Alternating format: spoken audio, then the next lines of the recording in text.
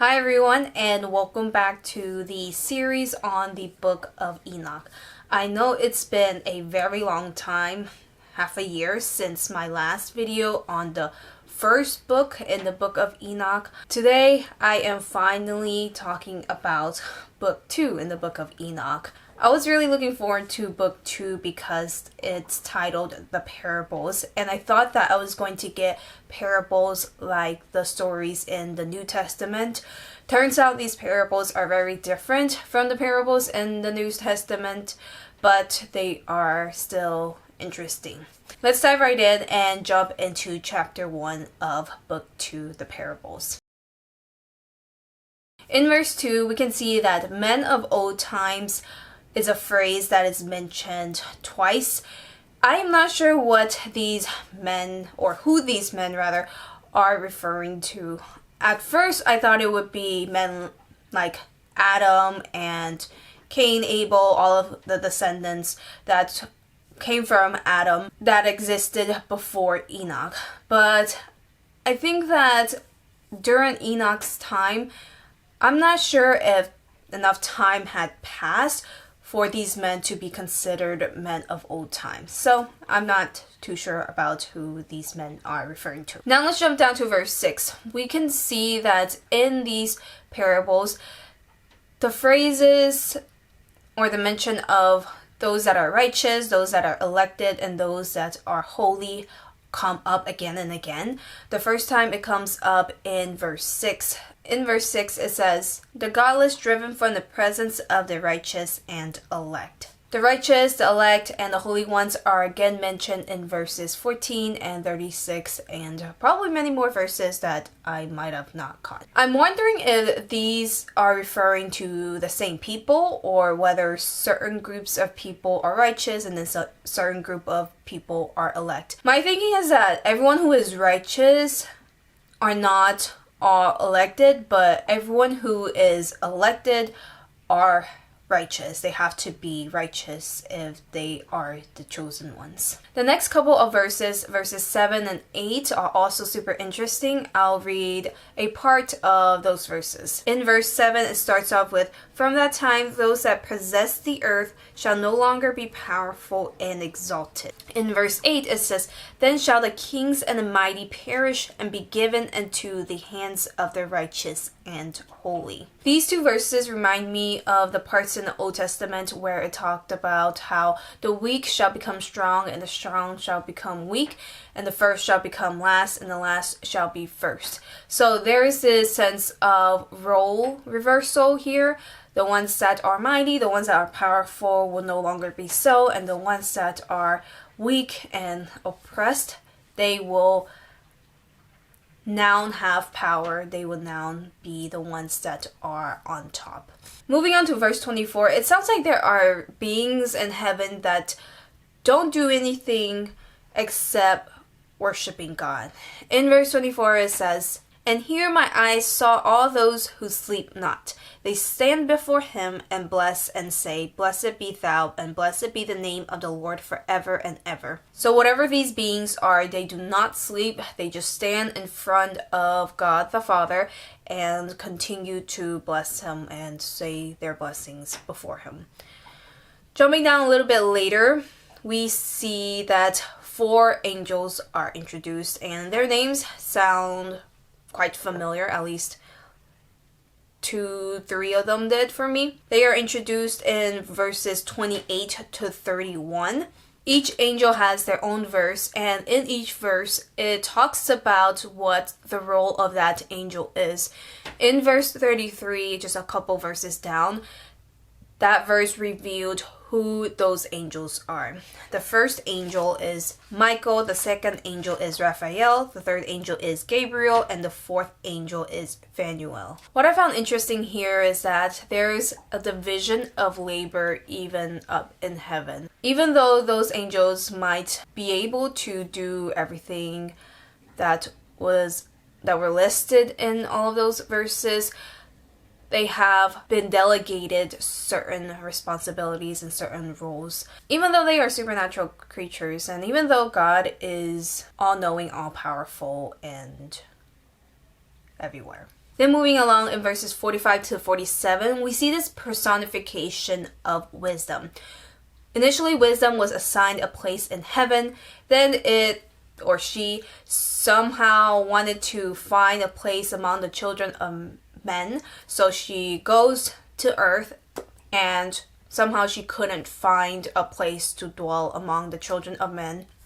So wisdom goes back up to heaven and stay there, I guess.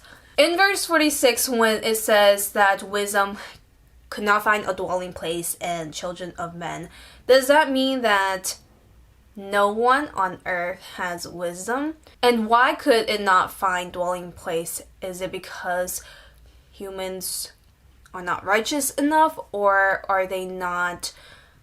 do they not have the capacity to handle the level of wisdom that is from heaven? Going back to verse 45, actually, why did wisdom leave her place in heaven in the first place? Am I interpreting this too literally? Am I missing something that I'm supposed to see and understand here? Am I just not wise enough to understand this portion of the passage? All in all, I think it's quite interesting that only wisdom was mentioned out of all of the different virtues. Other virtues like compassion and generosity, kindness, those are things that were not mentioned. So it's interesting, although I'm trying to think of another word besides interesting, to note that wisdom is the only one that's mentioned. Moving on to chapter 2, the second parable. In this parable, it is made explicit as to who this parable is directed towards. In verse 1, it says that this parable is for those who deny the name of the dwelling of the holy ones and the Lord of spirits. So this parable is for all of the non-believers. I forgot to mention this for the first parable, but the first parable didn't say explicitly who that parable was directed towards. But for the second and the third, we can see that in verses 1 of each of the parables, they talk about who these parables are talking about. In this chapter, there are 3 phrases that constantly come up. The 3 are mine elect ones, the head of days, and the son of man. Mine elect one is mentioned twice in verse 3 and once in verse 4. Verse 7 introduces the head of days, and there was someone who was with this person, the head of days. And in verse 8, we find that it is the son of man. So, based on that description, the head of days is God the Father and the Son of Man is Jesus. That was my initial hypothesis. As I continued to read this passage, I think it confirmed my hypothesis that the Son of Man is Jesus. In verse 24, it says that he shall be a staff to the righteous, whereon to stay themselves and not fall, and he shall be the light of the Gentiles, and the hope of those who are troubled of heart. The part that I think confirmed my suspicion that the Son of Man is Jesus is the line where it says he is a light to the Gentiles. Gentiles mean anyone who is not a Jew. So back then, I think that only Jews were considered the chosen one. They seemed to be the only group of people who had access to salvation. But because of Jesus, this salvation is accessible to everyone, regardless of their background. In this passage, the Son of Man and the head of days seem to be intertwined. They are working together, and they will be together on that final day, the judgment day. The head of days, that phrase is interesting. It reminds me of Ancient of Days, as mentioned in the book of Daniel, chapter 7, verses 13 to 14. Here, God is referred to as Ancient of Days. So, I guess there are just multiple phrases that God can go by. God the Father, the one that has existed from the beginning of eternity. Now I'm jumping forward to verse 57. In this verse, it talks about the construction of iron chains. And Enoch asked the angel who these chains, or what these chains are made for. The angel tells him that they are made for the host of Azazel, who will be punished because he was not submitting himself to God and submitted himself to Satan. He led people on earth astray and away from God. So he and his hosts will be thrown into the fire. The 4 angels that were mentioned earlier reappear in verse 60. Michael, Raphael, Gabriel, and Phanuel. They are in charge of throwing Azazel and his host into the burning furnace. So that's another responsibility that they have, I guess. Then in verses 61 and 62, they talk about how the waters of the heaven and the waters of the earth will join together. This section is talking about the end times, so it's probably not a good thing that the waters of heaven and the waters of earth are combining. It sounds like there will be destruction and chaos. It's also interesting that the waters have been classified as either masculine or feminine. So the waters of the heaven are masculine and the waters of the earth are feminine. In the English language, we don't really have feminine and masculine designated to non-living things as other languages do, like Spanish. So I think that it's hard to comprehend the reason as to why there would be masculine and feminine association to these things. I'm not sure what the importance of including that here is. Finally, we have Parable 3. Parable 3 is directed to those who are righteous and elect according to verse 1.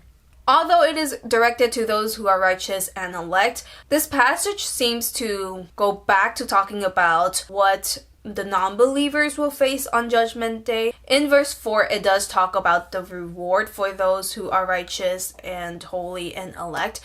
Basically, they will have eternal life.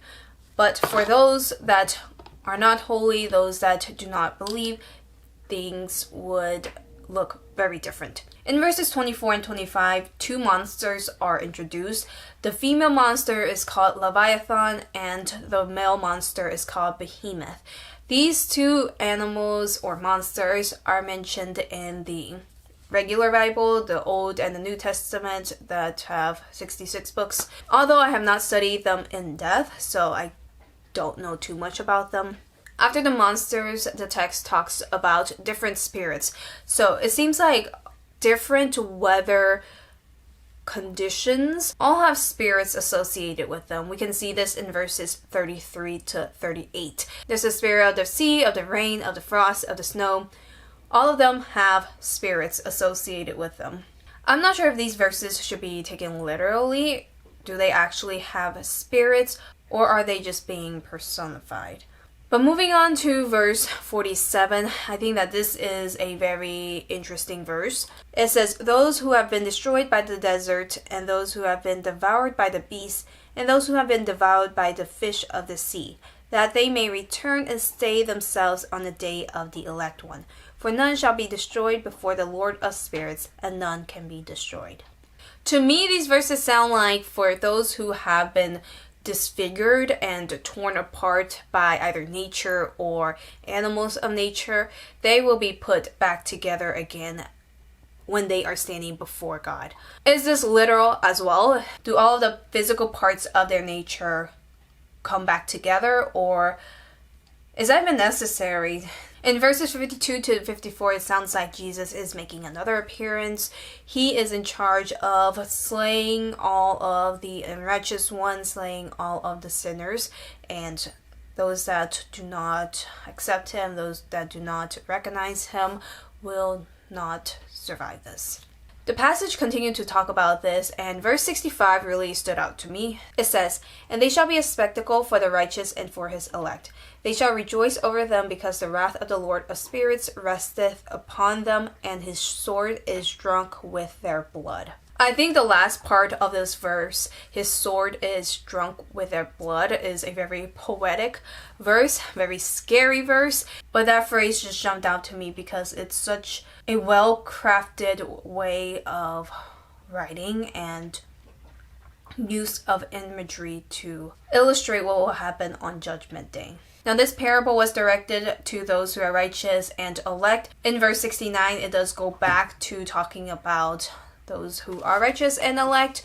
This verse says that they shall have been clothed with garments of glory, and these shall be the garments of life from the Lord of spirits. And your garments shall not grow old, nor your glory pass away before the Lord of spirits. This verse reminds me of the story about Jesus and the woman at the well. He told her that the water that she drinks, she will be thirsty again, but the water that he has, she will never thirst again. So similar to this verse, the garments that God has or will give to those that are righteous and those that are holy and elect, they will no longer need new clothes because it's God-given. They won't grow old. They won't be subject to wear and tear. That is the second book of the book of Enoch. This is actually my second time reading this. The last time I read it, I didn't get around to editing it, so I decided to just restart it. Hopefully, I will be able to finish the rest of the entire book of Enoch and film my thoughts on what I've read. I believe Noah makes an entrance in book 3, so I'm looking forward to that.